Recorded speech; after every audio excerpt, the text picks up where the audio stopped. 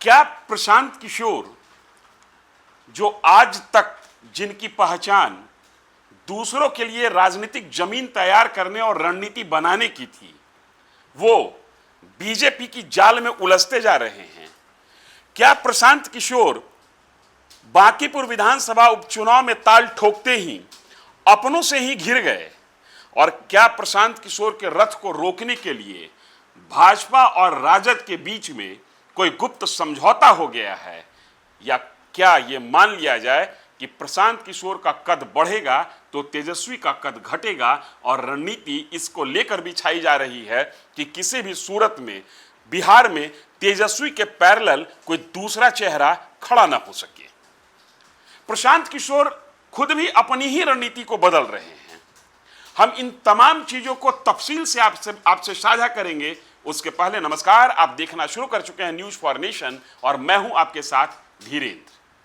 सबसे पहले political battlefield सजाने वाले नायक, जिसकी पहचान बनी कि वो जब रणनीति बिछाते हैं तो पूरा का पूरा विपक्ष धाराशायी हो जाता है उस शख्स की, चूंकि आज पूरे बैटलफील्ड के केंद्र में प्रशांत किशोर खुद हैं, बांकीपुर विधानसभा उपचुनाव में ताल ठोककर।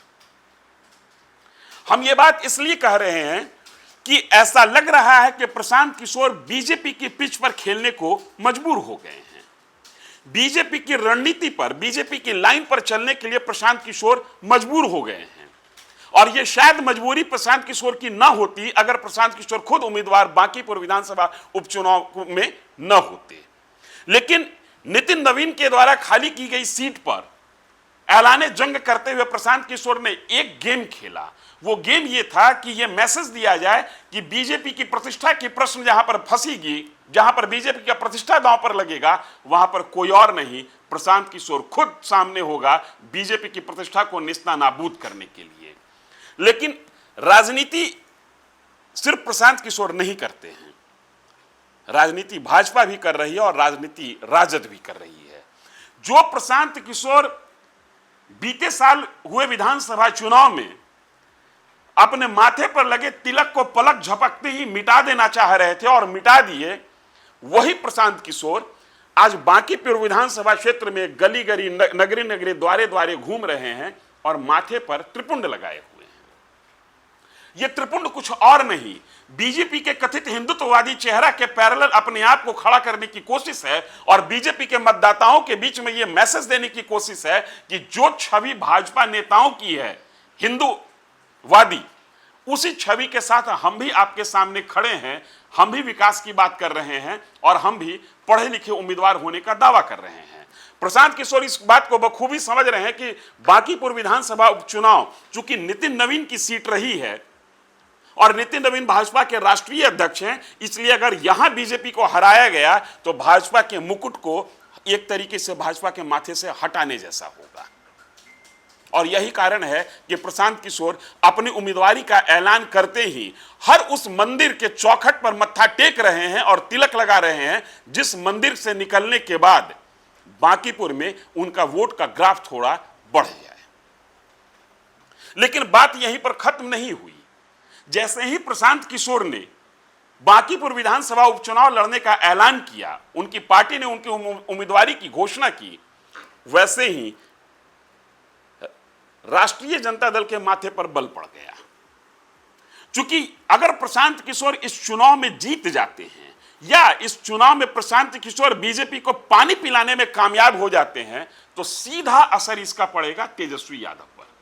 और आने वाले दिनों में प्रशांत किशोर बीजेपी के पैरेलल यहां खड़ा दिख सकते हैं। इस बात को समझने में राष्ट्रीय जनता दल का नेतृत्व क्षण मात्र की भी देरी नहीं किया। लिहाजा प्रशांत किशोर को जिताने के लिए, इससे भी ज्यादा बीजेपी को हराने के लिए जहां पर विपक्षी एकता की जरूरत थी, वहीं पर उस एकता में पलीता लग गया और राष्ट्रीय जनता दल ने अपने उसी उम्मीदवार के नाम का ऐलान कर दिया जो उम्मीदवार पिछली बार बांकीपुर विधानसभा चुनाव लड़ी थी और जिसे 30,000 से भी कम वोट मिले थे।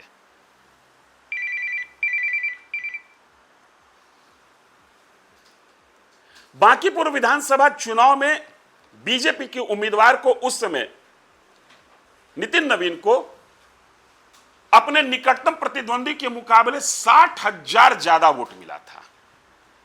और कुल वोट का प्रतिशत अगर देखें तो नितिन नवीन के खाते में या बीजेपी के खाते में 62% वोट गया था और प्रशांत किशोर के उम्मीदवार के खाते में 5% से भी कम वोट रहा था। लेकिन प्रशांत किशोर इन तमाम आंकड़ों को समझते हुए, चूंकि प्रशांत किशोर की राजनीति में पहचान आंकड़ों की बाजीगरी को लेकर है, प्रशांत किशोर इन तमाम आंकड़ों को समझने के बावजूद बांकीपुर विधानसभा उपचुनाव में उतरना मुनासिब समझा। वजह 2-3 हो सकती हैं। एक तो ये, जैसा मैंने आपको बताया, कि बीजेपी के खिलाफ एक सशक्त चेहरा बनने की कोशिश। दूसरा ये कि जिस तरीके से बिहार की राजनीति में क्षेत्रीय दलों का जमीन सिकुड़ता जा रहा है, प्रशांत किशोर उस जमीन को अपनी ओर खींचना चाहते हैं। और 2030 की विधानसभा चुनाव में इनकी कोशिश है कि अगर उपचुनाव हम ये जीत गए तो 2030 के विधानसभा चुनाव में सत्ता के खिलाफ अगर कोई सबसे सशक्त चेहरा होगा तो वो प्रशांत किशोर का होगा। और इस बात को समझने के बाद या इस बात को समझते ही राष्ट्रीय जनता दल ने यहां से अपने उम्मीदवार के नाम का ऐलान कर दिया। गौरतलब है कि राष्ट्रीय जनता दल का जो आधार वोट है वो पिछड़ा और मुस्लिम है और मुस्लिम आबादी बांकीपुर विधानसभा क्षेत्र में 8 से 9% के आसपास माना जा रहा है। सेंधमारी इस मुस्लिम वोट बैंक में भी होना है और प्रशांत किशोर की चुनौती है कि ओबीसी से लेकर कथित सवर्ण वोट बैंक में भी सेंधमारी की जाए। सवर्ण वोट में ही सेंधमारी करने के लिए प्रशांत किशोर मंदिर मंदिर चौखट चौखट घूम रहे हैं, मंदिरों को चौखट पर घूम रहे हैं, शंकर भगवान का रुद्राभिषेक कर रहे हैं, कभी हनुमान जी के दरवाजे पर जाते हैं। तिलक माथे से हटाते नहीं है, जो कि 17 अक्टूबर 2025 में तिलक लगते ही तिलक हटा दिए थे। अब यह देखना दिलचस्प है कि जीत का तिलक जनता किसके माथे पर लगाती है।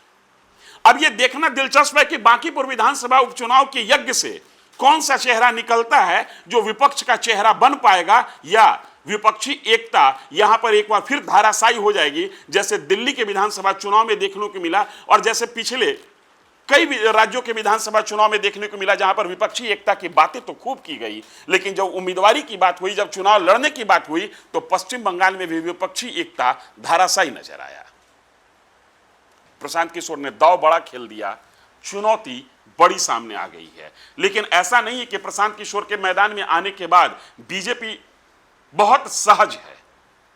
प्रशांत किशोर ने की पार्टी या प्रशांत किशोर खुद अपनी उम्मीदवारी का ऐलान कर दिए। राष्ट्रीय जनता दल ने भी अपनी उम्मीदवारी का ऐलान कर दिया, अपने उम्मीदवार का ऐलान कर दिया।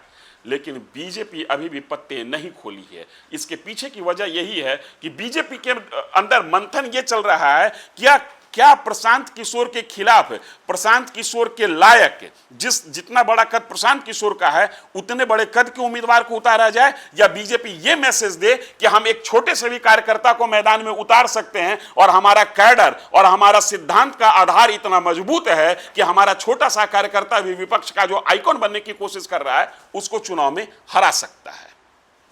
इसी द्वंद्व में बीजेपी अभी तक फंसी हुई है और जब हम आपसे बात कर रहे हैं तब तक बीजेपी ने अपने उम्मीदवार का ऐलान नहीं किया है। दिलचस्प होगा, बीजेपी के उम्मीदवार का नाम सामने आते ही नील रतन घोष, इनकी चर्चा हो रही है, और जो दूसरी ओर बड़े नाम की चर्चा हो रही है उसमें ऋतुराज सिन्हा और अजय आलोक के नाम की चर्चा है। ऋतुराज सिन्हा और अजय आलोक वो नाम है जिनको बीजेपी अपने स्तर से कंसीडर कर रही है कि अगर ये नाम सामने आता है तो प्रशांत किशोर के कद के बराबर हम उम्मीदवार देंगे। और जो प्रशांत किशोर जनता के बीच में कहते चल रहे हैं कि मैं पढ़ा लिखा हूं, मैं विजनरी हूं, मैं ज्यादा चीजों को समझता हूं बेहतर तरीके से, मैं विदेश से पढ़ के आया हूं, उनके इन तर्कों का जवाब बीजेपी के उम्मीदवार के चेहरे के साथ समाप्त हो जाए।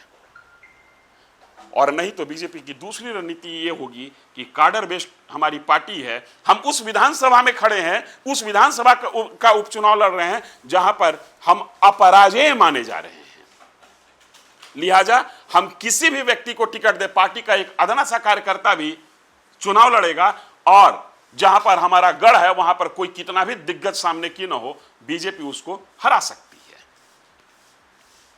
बीजेपी के लिए भी प्रतिष्ठा का प्रश्न है बांकीपुर विधानसभा उपचुनाव, इसलिए कि जिनके द्वारा इस सीट को खाली करने के बाद उपचुनाव हो रहा है, वो अब बीजेपी के राष्ट्रीय अध्यक्ष हैं। और राष्ट्रीय अध्यक्ष पर उनको मान्यता दिलाने के लिए, उनकी छवि को मजबूत करने के लिए प्रधानमंत्री नरेंद्र मोदी और गृह मंत्री अमित शाह खुद कई बार राजनीतिक फील्ड पर बैटिंग करते हुए दिखते हैं। लिहाजा अगर जो